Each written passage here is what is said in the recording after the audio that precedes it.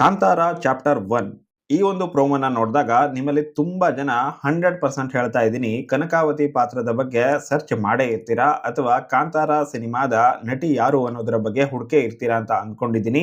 ಹೀಗಾಗಿನೇ ಈ ಪಾತ್ರವನ್ನ ನಿರ್ವಹಿಸಿರುವಂತಹ ನಟಿಯ ಬಗ್ಗೆ ಸಂಪೂರ್ಣವಾದ ಮಾಹಿತಿ ಈ ವಿಡಿಯೋದಲ್ಲಿ ನಿಮಗೆ ಸಿಗುತ್ತೆ. ಹೀಗಾಗಿನೇ ವಿಡಿಯೋನ ಮಿಸ್ ಮಾಡ್ಕೊಳ್ಳದೆ ಪೂರ್ತಿಯಾಗಿ ನೋಡಿ. ಹಾಗೇನೆ ಚಾನಲ್ ಅನ್ನ ಮೊದಲ ಬಾರಿ ವಿಸಿಟ್ ಮಾಡಿದ್ರೆ ಎಲ್ಲರೂ ಕೂಡ ಈಗಲೇ ಚಾನಲ್ ಅನ್ನ ಸಬ್ಸ್ಕ್ರೈಬ್ ಮಾಡ್ಕೊಳ್ಳಿ. ಹಾಗೇನೆ ಮುಂದಿನ ವಿಡಿಯೋ ಯಾರ ಬಗ್ಗೆ ಬೇಕು ಅನ್ನೋದನ್ನ ನೀವು ಕಮೆಂಟ್ ಬಾಕ್ಸ್ ಅಲ್ಲಿ ಕಮೆಂಟ್ ಮಾಡಿ. ಇನ್ನು ನೇರವಾಗಿ ವಿಷಯಕ್ಕೆ ಬರೋದಾದ್ರೆ ಕಾಂತಾರ ಚಾಪ್ಟರ್ 1 ಈ ಸಿನಿಮಾದಲ್ಲಿ ಕನಕಾವತಿ ಪಾತ್ರದಲ್ಲಿ ಕಾಣಿಸಿಕೊಂಡಿರುವಂತಹ ನಟಿಯ ನಿಜವಾದ ಹೆಸರು ರುಕ್ಮಿಣಿ ವಸಂತ್ ಅನ್ನೋದಾಗಿದೆ. ರುಕ್ಮಿಣಿ ವಸಂತ್ ಅವರ ಡೇಟ್ ಆಫ್ ಬರ್ತ್ ಅನ್ನ ನೋಡೋದಾದ್ರೆ ಡಿಸೆಂಬರ್ 10, 1996 ಇವರ ಡೇಟ್ ಆಫ್ ಬರ್ತ್ ಆಗಿದೆ. ಹಾಗೇನೆ ಇವರು ಜನಿಸಿದ್ದು ಬೆಂಗಳೂರಿನಲ್ಲಿ. ಅಟ್ ಪ್ರೆಸೆಂಟ್ ಅಲ್ಲೂ ಕೂಡ ಇವರು ಬೆಂಗಳೂರಿನಲ್ಲೇನೆ ಇದ್ದಾರೆ.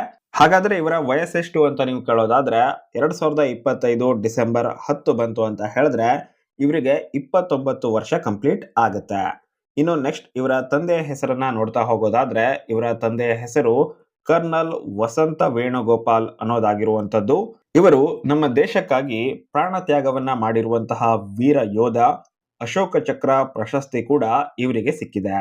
ಇವಾಗ ನೀವು ಸ್ಕ್ರೀನ್ ಅಲ್ಲಿ ಇವರ ಕೆಲವೊಂದಿಷ್ಟು ಫೋಟೋಸ್ ಗಳನ್ನ ನೋಡ್ತಾ ಇದ್ದೀರಾ.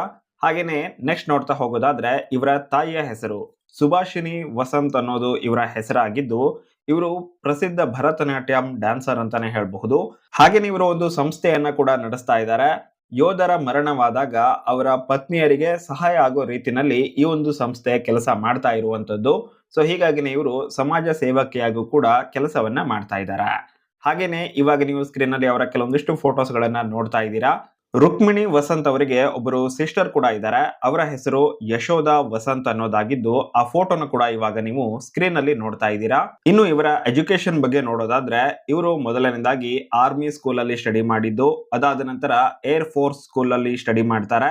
ಹಾಗೇನೆ ಬೆಂಗಳೂರಿನ ಸೆಂಟರ್ ಫಾರ್ ಲರ್ನಿಂಗ್ ನಲ್ಲಿ ಇವರು ಹೈಯರ್ ಎಜುಕೇಶನ್ ಅನ್ನ ಕೂಡ ಕಂಪ್ಲೀಟ್ ಮಾಡ್ಕೊಂಡಿದ್ದಾರೆ.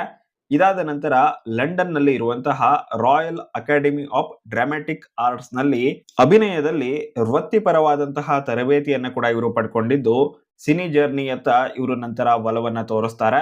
ಇವರ ಮೊದಲ ಹೆಜ್ಜೆ ಅಂತ ಹೇಳಿದ್ರೆ 2019ರಲ್ಲಿ ಬೀರ್ಬಲ್ ಅನ್ನುವಂತಹ ಒಂದು ಸಿನಿಮಾದ ಮೂಲಕ ಇವರು ಡೆಬ್ಯೂಟ್ ಅನ್ನ ಮಾಡ್ತಾರೆ. Birbal trilogy case 1 finding Vajramuni ಅನ್ನುವಂತಹ ಈ ಒಂದು ಸಿನಿಮಾದಲ್ಲಿ ಜಾಹ್ನವಿ ಅನ್ನುವಂತಹ ಪಾತ್ರ ಇವರದ್ದಾಗಿತ್ತು. ಇದಾದ ನಂತರ ಅಪ್ ಸ್ಟಾರ್ಸ್ ಅನ್ನುವಂತಹ ಹಿಂದಿ ಸಿನಿಮಾದಲ್ಲೂ ಕೂಡ ಇವರು ಕೆಲಸವನ್ನ ಮಾಡಿದ್ದು NGO ಹುಡುಗಿಯಾಗಿ ಒಂದು ಚಿಕ್ಕ ಪಾತ್ರವನ್ನ ನಿರ್ವಹಿಸಿದ್ರು.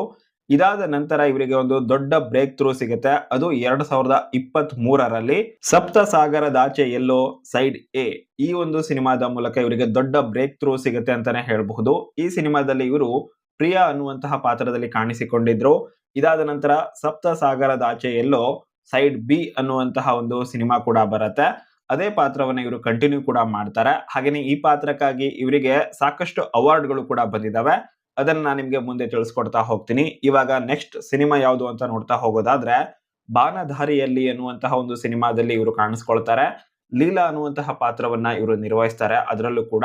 ಇದಾದ ನಂತರ 2024ರಲ್ಲಿ ಭಗೀರಾ ಅನ್ನುವಂತಹ ಸಿನಿಮಾದಲ್ಲಿ ಕಾಣಿಸ್ಕೊಳ್ತಾರೆ. ಅದರಲ್ಲಿ ಇವರು ಡಾಕ್ಟರ್ ಸ್ನೇಹ ಅನ್ನುವಂತಹ ಪಾತ್ರದಲ್ಲಿ ಕಾಣಿಸಿಕೊಂಡಿದ್ರು. ಇದಾದ ನಂತರ ಮತ್ತೊಂದು ಸಿನಿಮಾ ಭೈರತಿ ರಣಗಲ್ ಅನ್ನೋದು, ಅದರಲ್ಲಿ ಡಾಕ್ಟರ್ ಶಾಲಿನಿ ಪಾತ್ರದಲ್ಲಿ ಇವರು ಕಾಣಿಸ್ಕೊಳ್ತಾರೆ. ಇದಾದ ನಂತರ ತೆಲುಗು ಇಂಡಸ್ಟ್ರಿಗೂ ಕೂಡ ಕಾಲಿಟ್ಟಂತಹ ಇವರು ಅಪ್ಪುಡೋ ಇಪ್ಪುಡೋ ಎಪ್ಪುಡೋ ಅನ್ನುವಂತಹ ಒಂದು ಸಿನಿಮಾದಲ್ಲಿ ಇವರು ಕಾಣಿಸ್ಕೊಳ್ತಾರೆ. ತಾರಾ ಅನ್ನುವಂತಹ ಪಾತ್ರದಲ್ಲಿ ಇವರು ನಟನೆಯನ್ನ ಮಾಡ್ತಾರೆ. ಇದಾದ ನಂತರ ತಮಿಳಿಗೂ ಕೂಡ ಇವರು ಎಂಟ್ರಿಯನ್ನ ಪಡ್ಕೊಳ್ತಾರೆ ಏಸ್ ಅನ್ನುವಂತಹ ಸಿನಿಮಾದ ಮೂಲಕ. ಅಲ್ಲಿ ಇವರಿಗೆ ಸಿಕ್ಕಂತಹ ಪಾತ್ರ ರುಕ್ಕು ಅನ್ನೋದಾಗಿರುತ್ತೆ. ಇದಾದ ನಂತರ ಮತ್ತೊಂದು ತಮಿಳು ಸಿನಿಮಾ ಮದ್ರಾಸಿ ಅನ್ನುವಂಥದ್ದು, ಅದರಲ್ಲೂ ಕೂಡ ಇವರು ನಟನೆಯನ್ನ ಮಾಡಿದ್ದು ಮಾಲತಿ ಅನ್ನುವಂತಹ ಪಾತ್ರ ಇವರಿಗೆ ಸಿಕ್ಕಿರುತ್ತೆ. ಇವಾಗ ಅಟ್ ಪ್ರೆಸೆಂಟ್ ಅಲ್ಲಿ ಕಾಂತಾರ ಚಾಪ್ಟರ್ 1 ಸೊ ಈ ಸಿನಿಮಾದಲ್ಲಿ ಕನಕಾವತಿ ಪಾತ್ರದಲ್ಲಿ ಕಾಣಿಸ್ಕೊಂಡಿದ್ದಾರೆ. ಈ ಸಿನಿಮಾ ಅತ್ಯಂತ ಬೇಗನೆ ತೆರೆ ಕೂಡ ಕಾಣ್ತಾ ಇರುವಂತದ್ದು. ಇದಾದ ನಂತರ ನೆಕ್ಸ್ಟ್ ಮತ್ತೊಂದು ಸಿನಿಮಾ ಬರ್ತಾ ಇದೆ. ಅದ್ಯಾವುದು ಅಂತ ಹೇಳಿದ್ರೆ ಟಾಕ್ಸಿಕ್ ಅನ್ನುವಂತಹ ಸಿನಿಮಾ. ಈ ಸಿನಿಮಾದಲ್ಲೂ ಕೂಡ ಇವರು ನಟನೆಯನ್ನ ಮಾಡಿದ್ದು ಯಾವ ಪಾತ್ರ ಅನ್ನೋದು ಇನ್ನೂ ತನಕ ಕೂಡ ರಿವೀಲ್ ಆಗಿಲ್ಲ. ಇದಾದ ನಂತರ ತೆಲುಗಿನ ಡ್ರ್ಯಾಗನ್ ಅನ್ನುವಂತಹ ಸಿನಿಮಾ ಕೂಡ ಚಿತ್ರೀಕರಣ ಆಗುವಂತಹ ಹಂತದಲ್ಲಿದೆ. ಸೊ ಈ ರೀತಿಯಾಗಿ ಸಾಕಷ್ಟು ಬ್ಯುಸಿಯಾಗಿ ಕೂಡ ಇದ್ದಾರೆ. ಹಾಗೇನೆ ಸಾಕಷ್ಟು ಸಿನಿಮಾಗಳಲ್ಲೂ ಕೂಡ ನಟನೆಯನ್ನ ಮಾಡಿದ್ದು ಅಟ್ ಪ್ರೆಸೆಂಟ್ ಅಲ್ಲಿ ಸಖತ್ ಟ್ರೆಂಡಿಂಗ್ ಅಲ್ಲಿ ಇರುವಂತಹ ನಟಿಯರಲ್ಲಿ ಇವರು ಕೂಡ ಒಬ್ಬರಾಗಿದ್ದಾರೆ. ಇನ್ನು ಇವರಿಗೆ ಯಾವೆಲ್ಲ ಪ್ರಶಸ್ತಿಗಳು ಬಂದಿದಾವೆ ಅಂತ ನೋಡ್ತಾ ಹೋಗೋದಾದ್ರೆ ನಾನ್ ನಿಮ್ಗೆ ಈಗಾಗಲೇ ಹೇಳಿದ್ದೆ, ಸಪ್ತಸಾಗರದಾಚೆ ಎಲ್ಲೋ ಅನ್ನುವಂತಹ ಒಂದು ಸಿನಿಮಾ ಇವರಿಗೆ ದೊಡ್ಡ ಮಟ್ಟದ ಸಕ್ಸಸ್ ಅನ್ನ ತಂದ್ಕೊಡ್ತು ಅಂತ ಹೇಳಿ. ಇದೇ ಸಿನಿಮಾಗಾಗಿ ಅವರಿಗೆ ಅತ್ಯುತ್ತಮ ನಟಿ ಅನ್ನುವಂತಹ ಒಂದು ಅವಾರ್ಡ್ ಕೂಡ ಸಿಗುತ್ತೆ ಫಿಲ್ಮ್ ಫೇರ್ ಕನ್ನಡದಲ್ಲಿ.